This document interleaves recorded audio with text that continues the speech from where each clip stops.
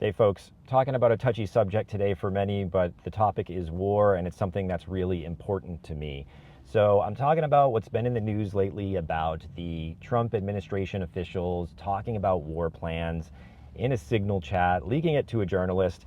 But the thing that's really getting me here is the story is about the leak, but not about what we're doing bombing a civilian building in another country. And so when it comes to this stuff, I always like to make sure we're asking the right questions. What are we doing this for? What is the overall goal? How much is this costing the American taxpayers? Are we causing civilian deaths? Is this mission a success when we kill over 50 civilians and level an apartment building in the night? So I want to challenge you with three things here. One, I want you to look up the definition of terrorism if you haven't looked it up recently. Two, I want you to ask yourself, when is it okay to commit terrorism in the name of stopping terror?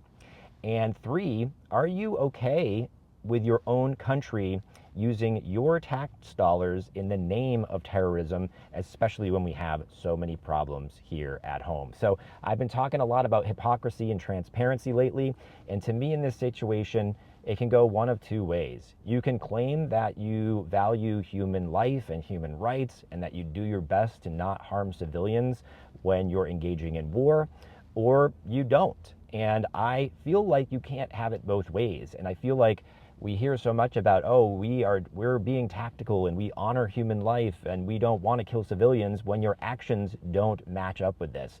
So I think it's around like, are you integrous with your words or not?